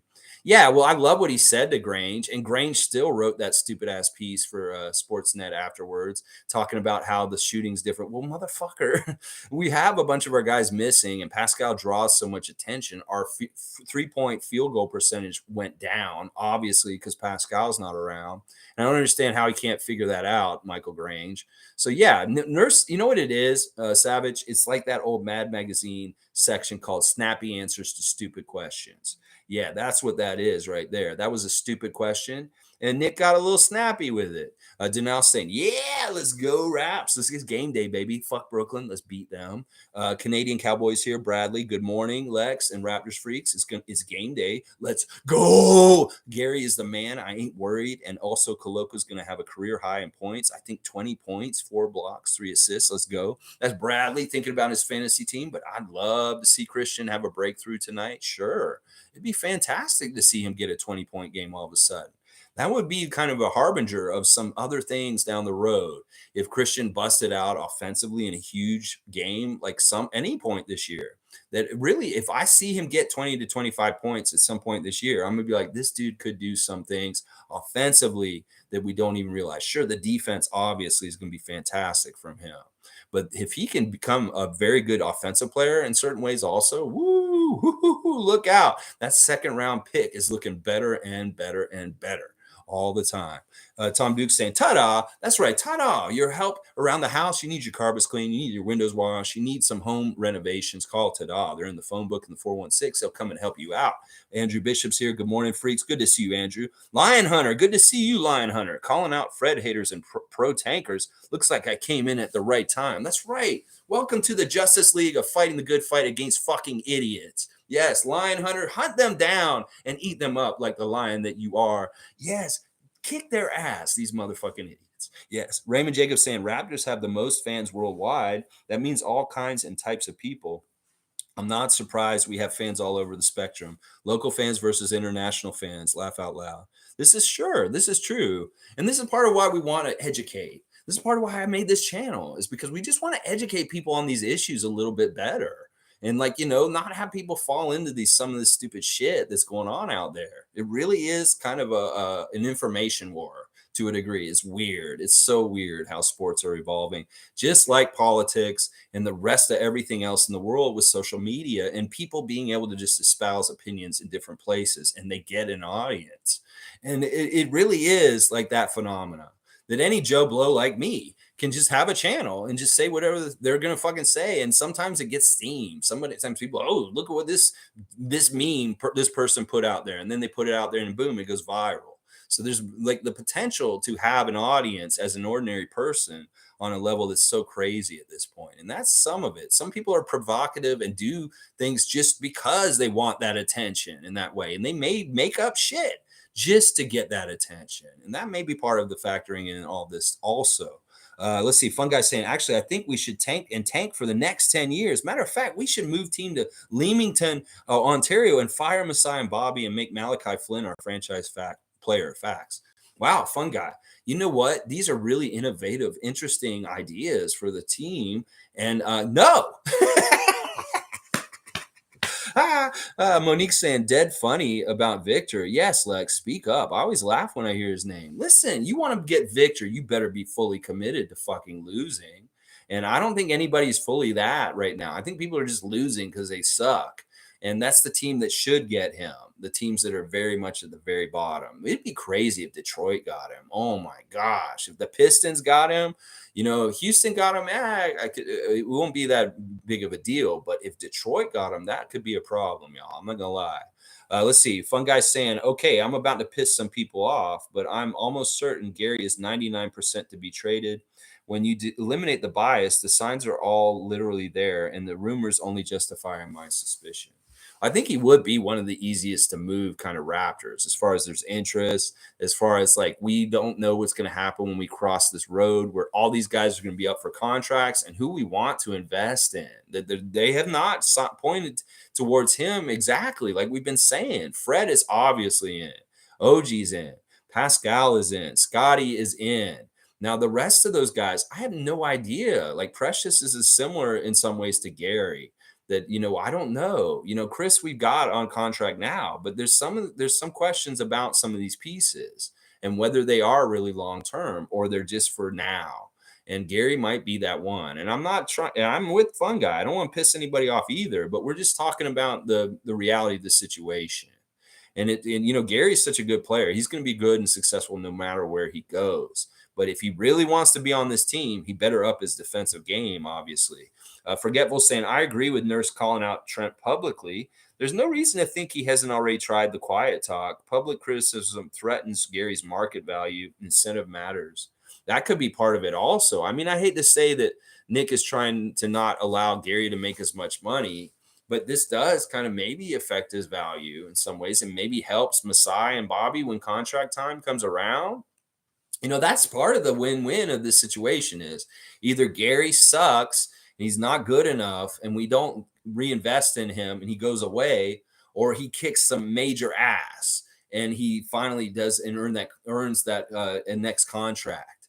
And, so we can't lose either way. This is part of the way they built this, Masai and Bobby, is like they really do make it incentive based. And if this dude is not going to rise up and show the standard that we want, then it is see ya. That's just how it is. And you're probably right, Forgetful. He may have been talking to him privately for a while and not getting any results. But he hasn't been healthy in the last week. So I don't know if it's been any time recently. It may be that he sees him coming back, about to come back, and he's trying to add some fuel to his fire as far as really motivating him by doing this. You might be right. He may have been talking to him all along, and that he's not getting results. Well, he's going to try it publicly. I still don't agree with it. I just don't like having little minor fires in our dumpster. We don't need to have anything like other teams putting our business on blast and having other teams understand, ooh, well, this is going on with Gary Trent on their team or Precious, stuff like that. I just don't like that. It's really that I don't want other teams to know what our issues are. Andrew's saying that was a tank job by Brooklyn. Yeah, I don't know if that's a tank job. You think they lost on purpose? No, I don't think they did. I think that in some ways they had pride to try and help Ben win against that crowd, and they just failed. They failed. And part of it is that they run out of gas by the end of the game. You know, they focus on those main guys so much, but they just don't have anything for the fourth quarter, and boom, Philadelphia's kicking their ass. It's crazy. Okay, random gamers here. Speaking of Philadelphia, what's up, everybody? I didn't know you guys had those bums next. Sixers just crapped on the Nets franchise last night, laughing my ass off. Yeah, good job. Seriously, I'm proud of y'all. I had handicapped the game yesterday for obviously going to be a win for the Nets, considering who you guys had out. And I was very pleasantly surprised to see that Georges Niang could lead this team to a big victory over the Nets. And yeah, now let's kick them down while they're down. Let's kick them even further down the standings. I was really expecting them to have won last night and them to be like having the same record as us tonight, 9-8. Well, they're 8-9, and we're 9-8, and you guys are even. And I want to see us kick the Nets a little further down in the standings tonight on the second night of a back-to-back. They're already feeling some things from last night, but they may have gumption because of what y'all did too. That's the thing that kind of backfires, but it isn't going to hurt that they may be tired tonight. And they did look tired in the fourth quarter against you guys last night. You go, Philly Nation. I appreciate your random gamer this week. Well, we don't play you guys for a while, which is too bad because everybody who's getting to play you guys right now are getting a chance to try and beat you guys without any of your big stars. And man, sometimes that's just the luck of the schedule, bad or good luck. And I wish we were playing Philly right now. I wish we were playing Philly right now. Just like people were probably wishing they're playing the Raptors right now without Siakam. Logical saying, salute Random Gamer is an excellent, in my opinion, respect. Congrats on the win. Yeah, we were. Listen, I didn't think you guys realistically had a chance with your personnel for last night, but good job. Really, honestly, fantastic job. And listen, I said a lot of nice things about your crowd last night, even, them going after Ben Simmons and stuff. Yeah, you guys deserve that as a team, franchise, fan nation. The stuff with Ben Simmons is very disappointing and upsetting, and you guys need to be allowed to get that out. And I'm glad to see you guys do that last night. Seriously, Monique saying if we can foul out KD or Kyrie or get underneath their skin, I'll be happy with that. Yeah, I'd love to see fouls on them. All right, since you talked about fouls, Monique, let's do the ref check right now, you guys. The refs tonight aren't exactly the best refs for us. We're going to see James Capers again for the second time this season. James Capers is in his 29th season. He's from Chicago, Illinois. His favorite movie is Malcolm X. His favorite musician is Jill Scott. He is a good bid whist player. He loves to play cards. And his favorite meal is a lobster roll from Martha's Vineyard. So can anybody DoorDash a lobster roll from Martha's Vineyard to the Scotty Bank Arena for tonight for James Capers? Now, he is one of those longtime refs that's been around forever, like Tony Brothers and Ed Malloy. And we have won 46.7% of our games when he's refereeing. That is not a real good percentage for a franchise in its 28 years. So he's been reffing the whole time the Raptors have existed. But the Nets, on the other hand, they have a 46.6% percentage. So it's a wash. Both teams have done the same under James Capers as a crew chief. So it's kind of a wash in that matchup. But in the other two, it's very interesting. We got Ashley Moyer Glesh is our second ref. She is from Pennsylvania. She's one of these Pennsylvania refs. Her favorite TV show is Grey's Anatomy. She loves Michael Jackson. Her favorite book is Charlotte's Web. She's good at double Dutch, so she knows how to do the skip rope. And her favorite meal is Spanish food. So she could elaborate though. But you like Spanish food? Well, can I introduce you to Juancho Hernan Gomez, Miss Ashley Moyer Glesh? She is actually a 50% ref for us. We have won 3 games under her and lost 3 games under her. So it's an even 3-3. But listen to this, y'all. This is the crazy thing about Ashley. The Nets have played 7 games with her refereeing in her young career, and they've won all 7 of them. They are 7-0 when she referees in a game. Ashley Moyer Glesh. Now, this is the crazy thing. James Capers is a 29-year ref. The other 2 refs are like 6 years and 4 years. So they're very young refs, other than the crew chief. And the third ref is Sayesh Mehta. We just saw him. He reffed the 905 game on Monday night. He was the crew chief for the 905 against the Long Island Nets. So now he's the third ref in the main roster tonight. He is from Miami, Florida. He likes Slumdog Millionaire as his favorite movie. He loves the show The Office. He's the guy who likes Bob Seger, the old time rock and roll. He's the guy who likes butter chicken with garlic naan, and he likes to play badminton. Now, Sayesh is not a good ref for us. He's never been a good ref for us, and he isn't a good ref in this one. We win 37.5% of our games since he's been refereeing in this league, and that is horrible. That's horrible. Like we should win way more. But get this, y'all. The Nets have the exact same record under Sayesh Mehta, 37.5% games. So Capers and Sayesh are both even with how they've refed the Nets and the Raptors in history. Now, Ashley is really like the one that's different. 50% for us and then 100% for the Nets. So the ref crew, I don't know. I want to hope that they're going to be very down the line. But James Capers has not been nice to us recently in games, and they are young refs, the other 2. So this is a tough one. I don't know. We got to really just watch them as usual, and hopefully there won't be any major manipulation to really help the Nets in any kind of way. Let's just watch these young refs and James Capers. But yeah, that's your ref report for today. Somebody get some of that food down there for them.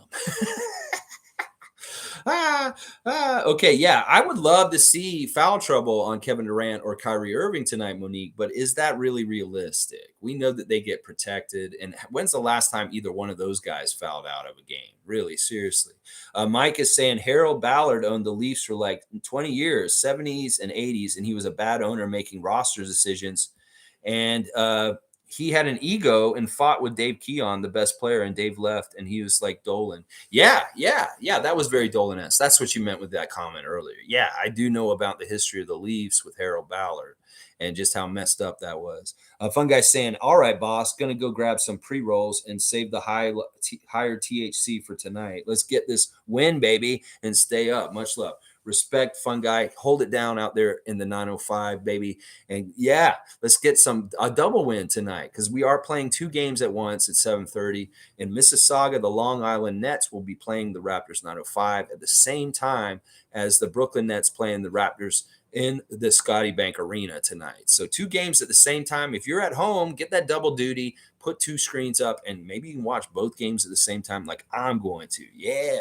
All right. Raymond Jacob wants okay. He wants all right. This is awesome, Raymond. All right. This is awesome. What is this guy? Oh, I like him. He's kind of funny. What? What? He was saying, okay, maybe I shouldn't call him out publicly. This guy's funny. All right. Wait, hang on. Let me write this down here. What? Okay, we'll do that. All right. Raymond Jacob, you're hilarious. He wanted me to do an impression of Nick Nurse watching my channel. So I would just say, if Freddie isn't steady for the season and continues his up and down play, should he be extended? Yes. Yeah, short answer to this is yes. Yes, he is a culture person. He like I said many times, he's the guy who has the roadmap to a championship for us. And he's the kind of guy that you just want to have for continuity, for culture, and just keeping up our high standards and the way we do things as a team. That was Lowry, and Lowry handed that to Van Vliet. So if you get rid of Van Vliet at this time, you're basically throwing out everything that Kyle Lowry built up over the last 12 years for our team with, and then Fred Van Vliet since he left. And we don't want to give that away. Like that's such an important, tangible and thing on our team that we need to value it more than even just his on-court performance. He's not that up and down. He really isn't. He's very steady. And, he may have bad shooting nights from time to time, but they all do. That just happens. He is very steady and he's always doing good things. And yes, he should be extended. I know ifs, ands, or buts, no other option. He will be. Trust me, he will be. Isaac Campbell's saying Steve Nash grabbed 4 offensive rebounds 8 times in his career. Nets managed 4 offensive rebounds total last night. That's all. Isaac Campbell being a stand for our great Canadian Steve Nash. Yeah, there you go. It's not Steve Nash's fault that he couldn't get any plays put together for his team because his team was just so uncoachable, because they were just so advanced and masters of the game already that a coach can't teach them anything. Like Kyrie, you can't learn anything from Steve Nash. That's a big part of the problem, possibly, is that Kyrie has this mindset that he can't learn anything from his coaches, that he just knows it all himself. That's basically what he said.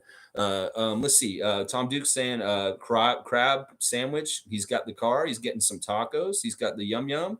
And then there's the butter chicken too, the curry. Yeah.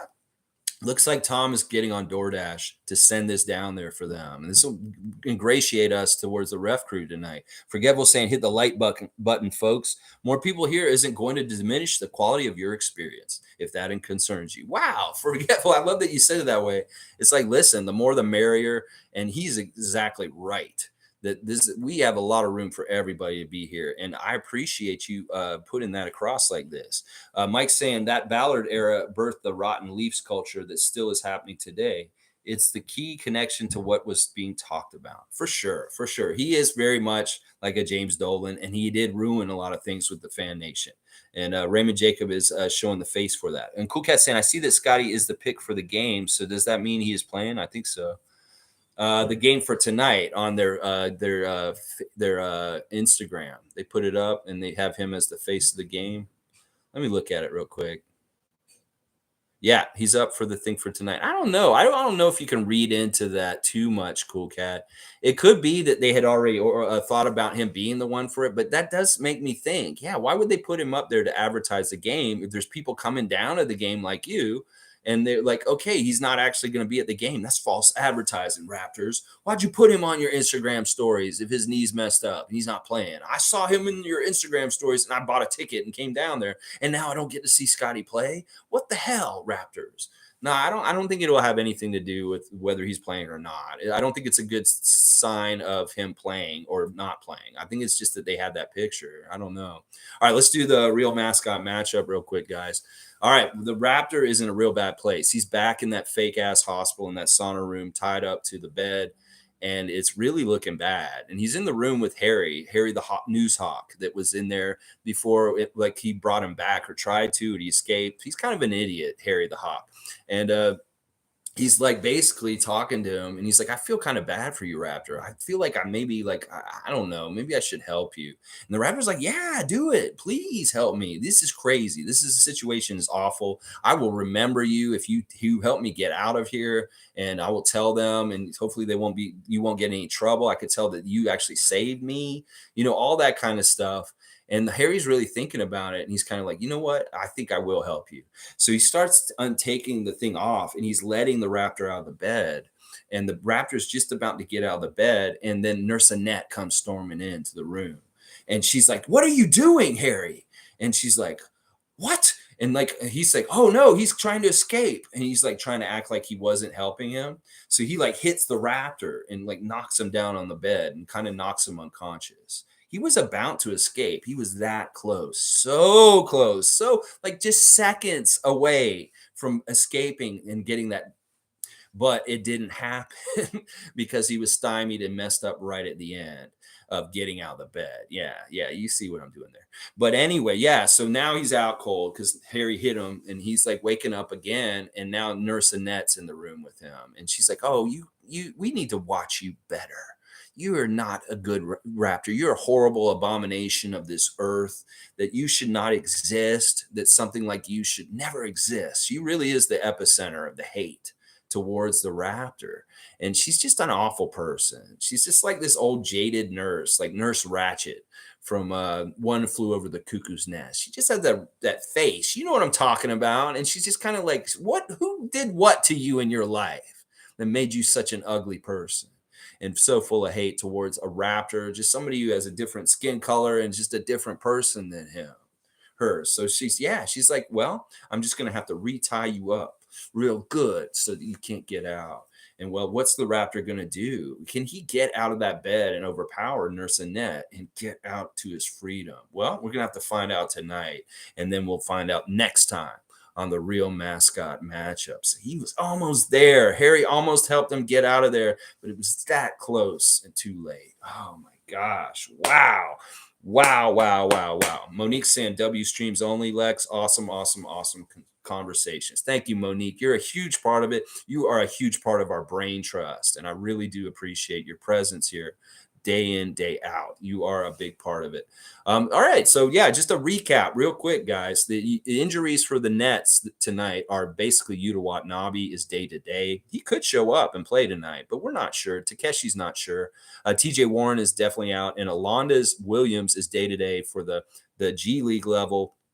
Long Island Nets. So he may not be playing for that one. Oh, just real quick, I can give you the refs for the Long Island game tonight too. Also on our side, real quick though, our injuries. Delano Bant is supposedly questionable, but he has got both his ankle and an illness listed for reasons why he will not probably play tonight. His ankle is still messed up, and he is sick apparently with what the other guys have. Pascal is looking like he's going to be reevaluated on Friday. It won't look like he'll be playing for Saturday. It's likely he'll be back for the next game after that, which I believe is New Orleans. So hopefully we'll have Pascal when we play the Pelicans. Scotty has hurt his knee. This is the new injury from yesterday, and it sucks. There's not a lot known about how bad the injury is. There's very, very superficial details about it so far, just that his knee is hurt. They don't know how long it's been hurt. And I don't know. We'll have to just monitor and see how throughout the day how things go. Now, Otto and Precious are both in walking boots still, and they are not definitely playing tonight. And Justin is also out for sure for the Raptors. So still quite a lengthy injury list for the Raptors, but at least we're getting Gary Trent Jr. and Chris Boucher back for sure. So we'll have some reinforcements from the last game, but we are losing Scotty. It looks like hopefully maybe he still plays, but maybe it is better we just err on the side of caution and we don't play him tonight. The refs tonight are James Capers Jr., Ashley Moyer Glesh, and Sayesh Mehta. And they're not, I don't know how to call this one. I mean, James Capers is not the friendliest ref to us, but he's the senior ref. It's going to really be how he directs things. And those two younger refs will fall in line. Now, it could be that Nick Nurse could bully the two young refs a little bit tonight just because they're younger. And that's something that he has utilized as a tool in the past, that if it's an inexperienced ref, Nick can manipulate them to a degree with pressure and bullying. So we'll have to see if that happens, even with James Capers around. Now, for the 9:05 game, these are the refs for that game in Mississauga. Tyler Merkovich is the head ref. Teresa Stuck is the second ref, and the third ref is Jacob Barnett. Now, I have no information about what they like to eat because they have not given us any of that. That's just the names of the refs for their game. All right, so Raptors, hopefully you watched the tape last night of how Philadelphia beat the Nets, and we can do some of that. In fact, our personnel may be better than the personnel that was available for the Sixers last night. They really did it with none of their big stars and really in a ragamatag, patch them up kind of way with guys like Georges Niang and Tobias Harris and Paul Reed really stepping up for them. It really was on the offensive boards. We can dominate the boards tonight. We can stop Joe Harris. We can really try and stop Seth Curry also, stop any of their other three-point shooters. Really try and contain those guys. Like Monique said, if we can get foul trouble on their stars, that would be a great help. But yeah, really keep the good energy on our side of the ball and let them be the lazy team. Let them be the disconnected team, the team that is not playing as a team and playing as a bunch of individuals just on a court. We need to be a team tonight. The more we play a team concept against the Nets, who have failed at being a real team for the last few years, the better we'll do tonight. The more they coast on their superstars and they make good things happen through their superstars, the more chance they will have to win. So we really need to beat them with team concept versus superstar mentality. It really is that kind of battle tonight. So let's do it, Raptors. Let's take the challenge and let's get it done. Y'all have a great Wednesday. Enjoy the game tonight. Hopefully, we get that big W. Let's go, Raptors. Let's kick the Brooklyn Nets while they're down. Kick them down even further down the standings. That they are a below 500 team. We don't want to be even after tonight. We want to kick them down lower than 500, even further. Patrick Douglas saying, keys to the game, Lex. Let's hear yours. Mine is rebounds. Nets just don't rebound. Yeah, that's a huge one. That is my key to the victory for sure. That's number one. That is very much what Philadelphia did last night. And they're not even that very good of a rebounding team themselves, Philly. We are a good rebounding team. So we definitely need to win that battle tonight. And hopefully that will lead us to a Toronto Raptors victory tonight. Let's go Raptors. Please like, comment, subscribe, share me, whatever you like if you've enjoyed my preview today. And hopefully set the table for your game tonight to really come into the game with a learned perspective of how to view what's going to happen tonight. Hopefully we have a really good game tonight and we win. But if we do lose tonight, and partly it looks like it's because we're missing some of those guys, then we have to factor that in. With no Pascal, this takes a lot of things away from us that we do really well. And if we don't have Scotty tonight also, that's going to really hurt. And it will be a real test for a Raptors team that does show up to beat a very talented, scary Nets team. This is a very good Nets team. This is, in fact, they're better than they were when we saw them earlier this season and they beat us in Brooklyn.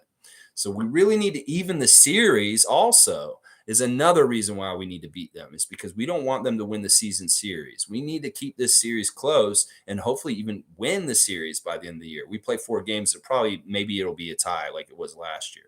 But who knows? We got to get the one tonight, defend the home court, and kick the Nets further down the standings, out of the play-in maybe even. All right, Tom Duke saying, go Raptors. Have an awesome day. Be great, freaks. That's right. Be great be great in your own lives, y'all. And just put in the work today like the Raptors need to on the court. And think about it in that way, in the energy that you derive and garner in your everyday work, whatever you're doing. I've talked about this recently. Put the excellence of the Raptors organization into your own work and put it out in the ether, that mindset. And maybe our guys will come in with the correct workman-like mindset in the game tonight.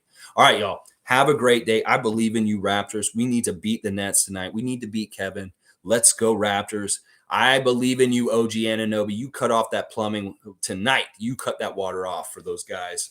And let's get the W, baby, and get more and more health back in our guys so that they're ready to play and available on the court. You go, Raptors. I believe in y'all, and let's get the big dub. Oh, yeah. Let's go, Raptors.